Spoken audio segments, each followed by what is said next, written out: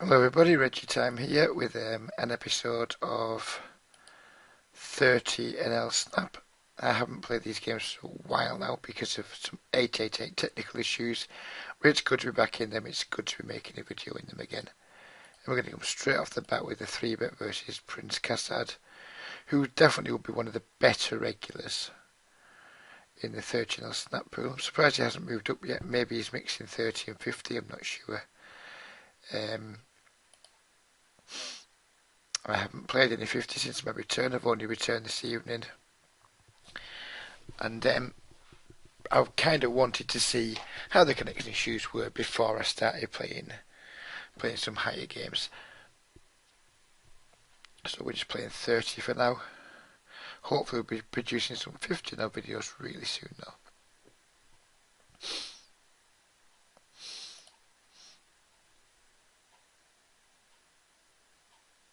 For those of you who aren't aware of me, this is the first video of mine you've watched.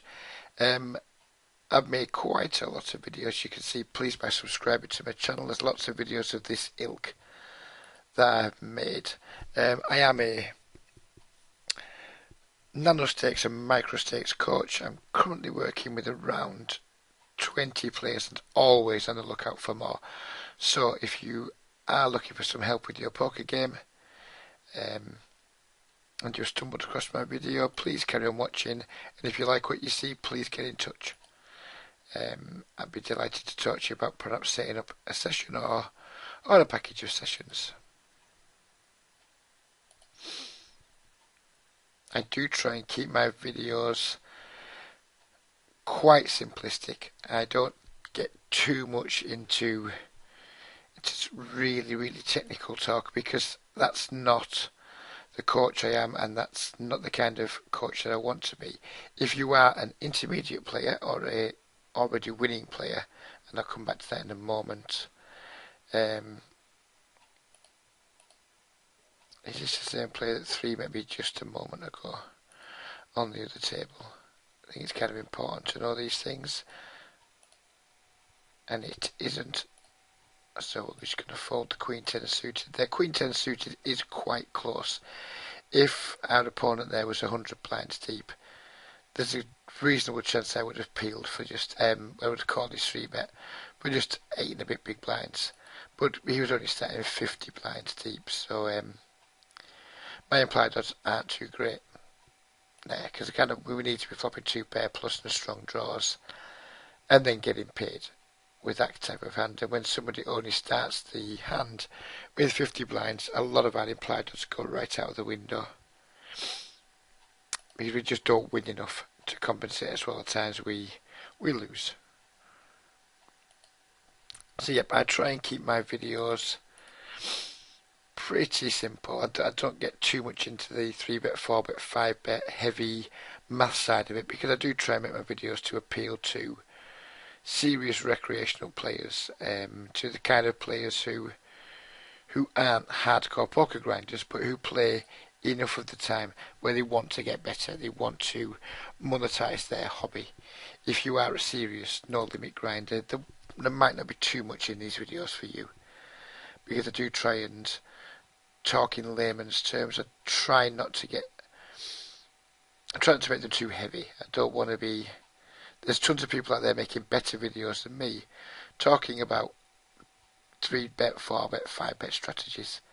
That's not what I'm about. I'm about trying to talk about the common problems that the serious recreational players face, just due to slightly less experience, not quite being as game hardened as their counterparts who are playing on a much more regular basis than they are.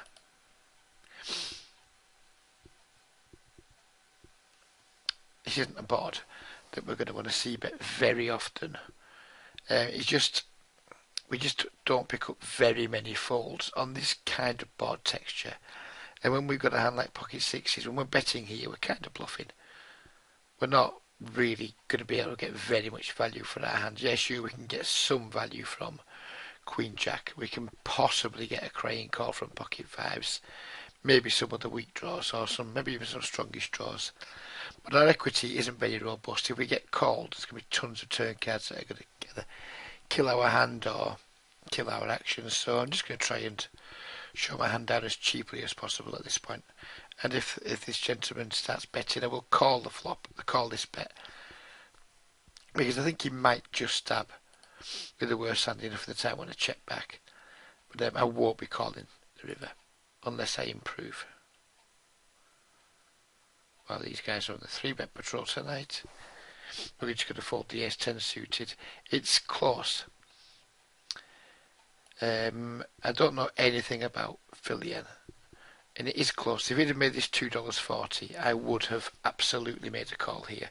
But there has to come a point where we say, no, that's too much, we're not going to continue in the hand. And I think 10 big blinds when we're out of position is that point for me. With ace-jack suited, ace-queen suited, it's a lot closer still, but with ace-10, close, but it's a fold. And that's why we call the turn with the sixes there, but not the river, because people will sometimes just stab. Stab turns versus miss c-bets, and then just give up when they get called. So that's why we just 90 cents. It was only 3 blinds. I think call turn fold river there, so I think it's a fine line. And now we have a player there that's just randomly chatting away. A charming name. Unfortunately he's from the UK, which is unfortunate because I'm from the UK too, and it doesn't reflect particularly well on my country when we have morons giving themselves names like shit on you.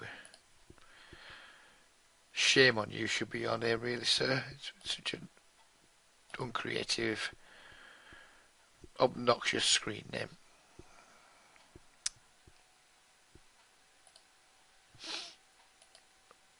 So if you are playing Snap games, and you are, as I say, you are new to me, you haven't heard of me before now, you haven't seen my videos before now, please do look through my back catalogue. I think I've made 17 or 18 Snap, 13 or Snap videos now. They are quite popular, and I'm quite pleased with them, quite proud of them. I think they're very good for the type of player that I'm aiming the videos at, which is semi-serious recreational players, and I think they're very good for beginners too.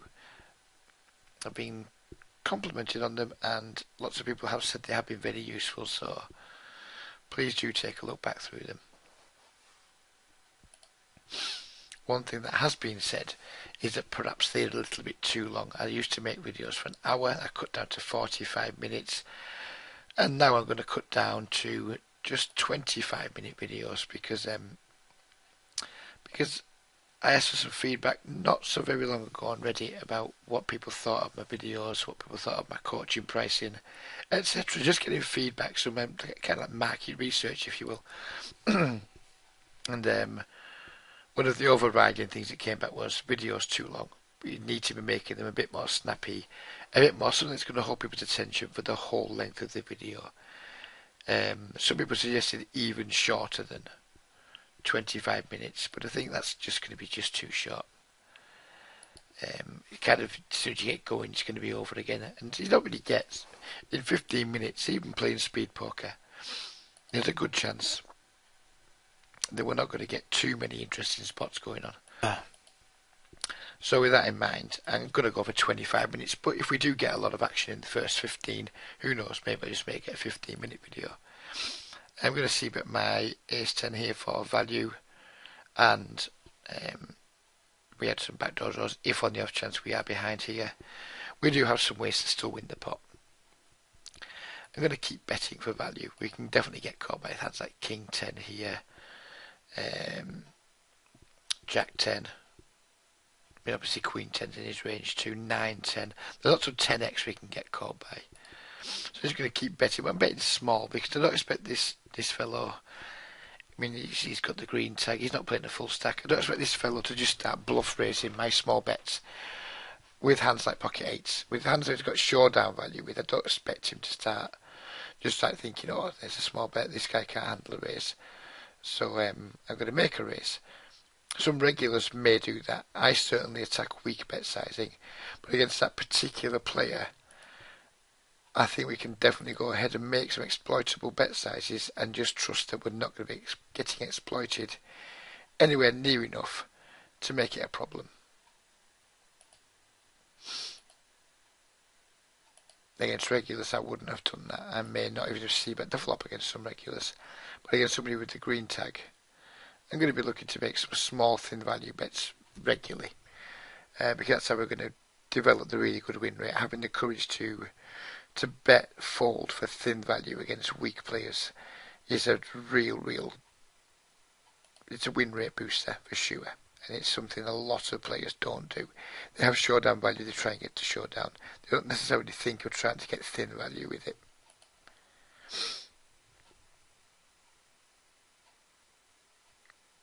You will see me using different raise sizes in this video. That will be for several reasons. Here it was because the small blind only had a stack of around 30 blinds.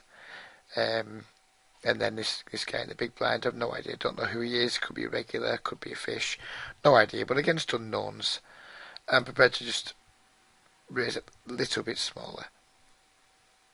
And just keep the pot small whilst they start to develop reads on players. If they find there's a known fish in the blinds there, I would put 3x pot, maybe even 4x, who knows. But when there's two unknowns in the blind, one of which is short, I think opening for a min raise is absolutely fine. Really dry board here against Mr. Chan. We have two overs, we have backdoor straight draws, and the board's super dry. We can get a bunch of folds here, so I'm just going to go ahead and c-bet my ace king. When he calls, I would have double barreled a jack, queen, king, or ace. The 8 isn't a good card for me to continue double barreling on, so I'm just going to give up now. I'm going to 3-bet the king 10 suited. Because I think it's way ahead of Door's range, or a general button open range. And I think people call too much in these spots with hands that king 10 is doing absolutely fine against. If we get 4-bet, we have a particularly easy fold. But I think it's calling range here. King 10's, I mean, we're going to be behind some of his calling range, of course, but we're going to be ahead of a lot of it. People love to call suited connectors here all the time, like 10-9 suited, 10-8 suited. 9-8 suited, all those kinds of things. And Mr. Chan just turned up with the, was it 10-5 suited there? Kind of confirming my read from the very start of the video that he's probably a bad player. And I absolutely should have marked him as a bad player, as a weak player. So I'll go ahead and do that now. Where were we? Mr. Chan. For now, we're just going to put a green tag on him because I don't know very much about him, but I'm going to suspect he's loose passive, which is what I use for my green tag. That's the indication of loose passive players. Noting players is important. If you're playing snap games where there is no HUD support and you're not noting players and you're not putting notes on players and tags on players, you're going to find it quite hard to develop reads on people, to know what to do in certain situations. Anytime you see something you think's noteworthy, you should be going ahead and making a note about it and starting to build up a solid bunch of reads on your most regular opponents. Here a very easy c-bet with our 2 kings. We're going to be looking to fire 3 streets here. And we're going to be looking to try and get calls from Jack X. We're going to be going around half pot all the way. The ace is clearly not a good card. Now it's just a matter of, can we get some thin value still, or do we now check back?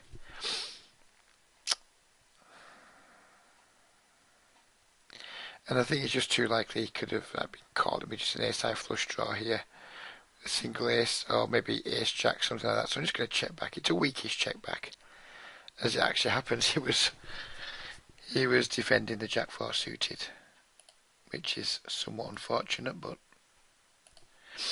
it's good that these players are in the game. So let's just also put a note on this guy that he gets the green tag. We're going to overlimp with the 6-5 suited. This is something you won't see in a lot of videos. You will regularly see people talking about isolation, and isolation is really important claiming isolation against bad players is a really, really good thing to do. The problem with doing it with hands like 6-5, in my opinion, is that when we raise and play hands like 6-5 suited, a lot of the profitability of playing these hands is that we need to be able to bluff effectively with them post flop. And against loose passive players who maybe are calling station types, that's not necessarily always going to be the best strategy to try and, if we're playing too many hands which require us to bluff post flop to make them profitable, opening those hands for a raise against loose passive players, in my opinion, isn't always the best way to go. We can isolate with lots and lots of high cards and pocket pairs because we can value bet them pre-flop, post-flop constantly. But when we have hands like 6-5 suited, I think it's best just try and keep the pot small, try and smash some flops and pick up a lot of good big pots from loose passive players. Here we could definitely go for a check raise. We have an open-end straight flush draw. But it's, do we get that much fold equity on the king-queen board when it's gone bet call? I don't think we do have much fold equity. So if we don't have much fold equity, the bluff part of a semi-bluff isn't going to work very often. So I'm just going to call here. Because for a semi-bluff to be effective, we need to be getting a decent amount of folds.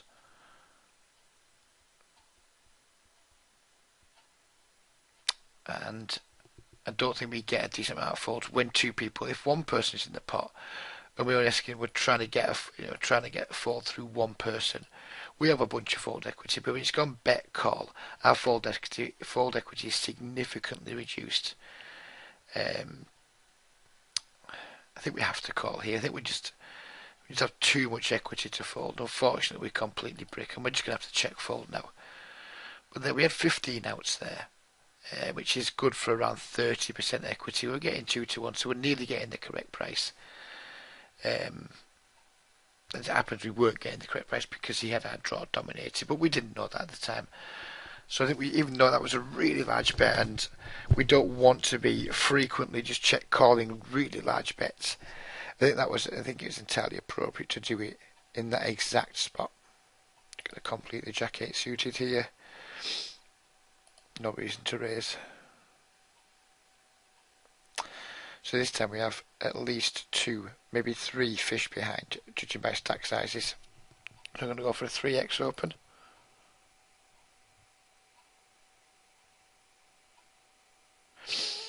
And in this pot here, I mean, we're just giving up. It's a limp pot. We have no showdown value. We're not going to get anyone to fold a single heart there for. It's such a small pot. So we can't really bluff, we can't value bet. Well, I guess we can bluff a little bit. If no one's got a heart, we can certainly bluff people off some better hands. But the pot's so small, there really is no need to be going after that pot with that hand on that board texture. We don't have to win every pot, we just have to win the big ones. And that's not even strictly true, that was me just being a little bit flippant there. Just going to min raise here because X-Roshi is quite an irritating bad regular who 3-bets a little bit too much. So I mean, I want to be able to call these 3-bets some of the time. And if a 3x and he 9x's it, it's given the stack depth, it's not going to be a good spot for me. The c-bet the 5s here. King low boards like this are excellent boards for c-betting. We get a bunch of folds on these types of boards. Do I want to 3-bet my ace-queen? Looking behind, there's no suspected fish behind. So I think it's better to just 3-bet our hand. If we say we had a fish in the blinds there, I think we could definitely call because we want to play our best hands against fish more often than not. But when we look behind, it's just like regular, weak, tight, and spazzy regular. There's no reason to let any of them come into the pot without unless they have a really good hand. So by 3-betting, we get them to fold a lot of hands that they might otherwise call, especially the blinds. I'm not going to c-bet this board. It's a horrendous board for. It's a good board for his range. It's not a great board for our range. And on top of that, I don't think we have. We still have showdown value. There's no reason to bet. We have showdown value against hands like King Queen. who knows what else. Not too. I mean, there's things that we don't have massive amounts of showdown value, but we do have some. I don't think we need to bluff.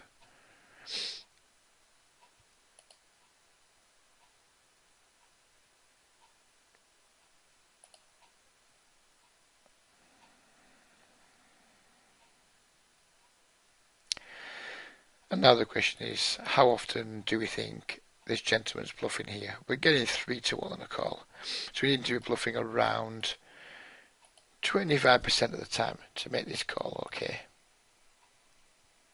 Do I think he's bluffing 25% of the time here?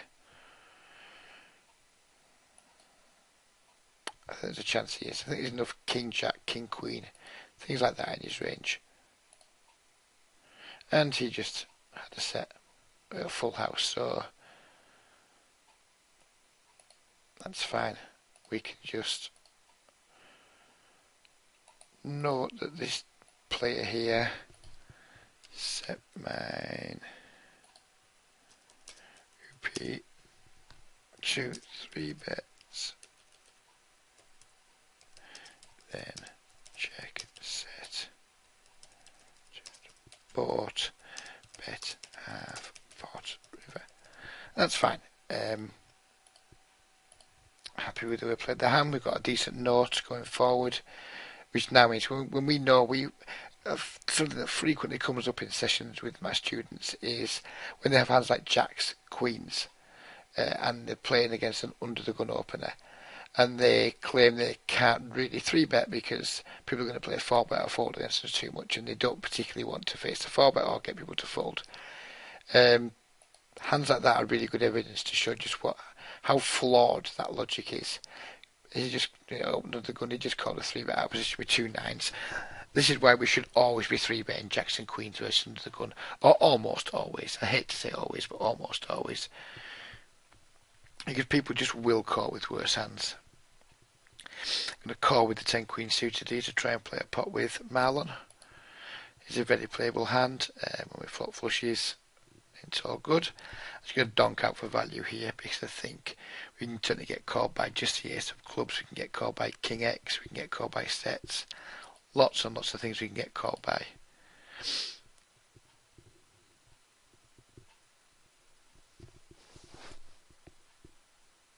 I'm just going to keep betting here. I think it's hard for him to have the best hand. I mean, he needs to have an ace jack of clubs specifically almost, or like ace 9 of clubs, for us not to have the best hand here.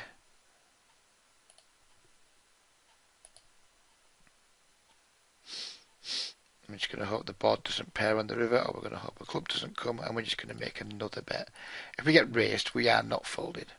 And if he's just going to have to show me the nut flush, and I'm just going to have to deal with it.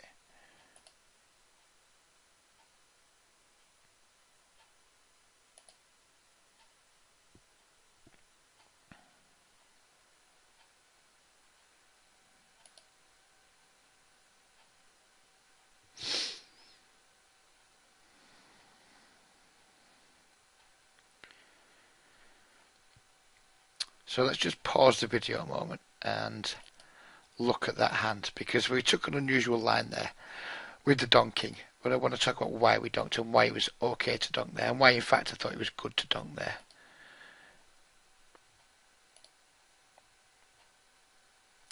So we can just make this a little bit bigger.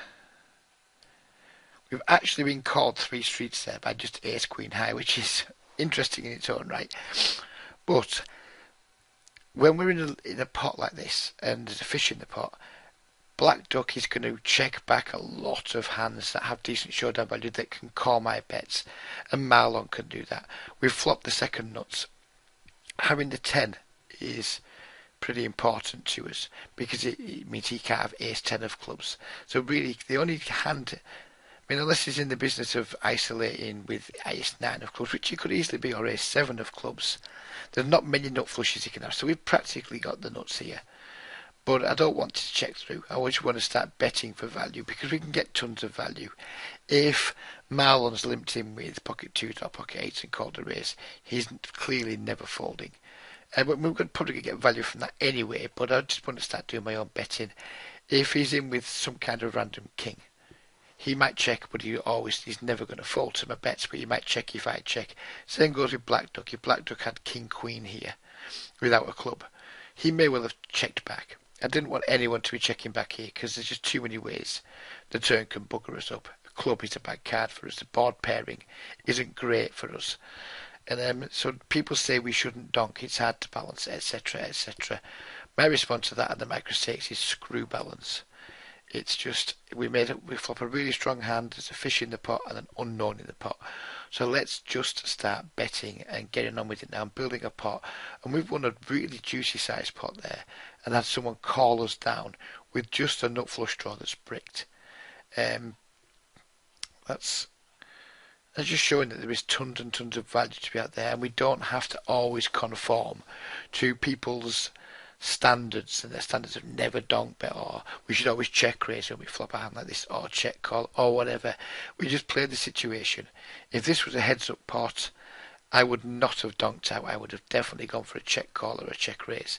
But because it's a multi-way pot, because there's definitely somebody in the pot who I suspect is going to be a very weak player, and we flop a really strong hand, we need to start betting, because we can't trust other people to bet for us.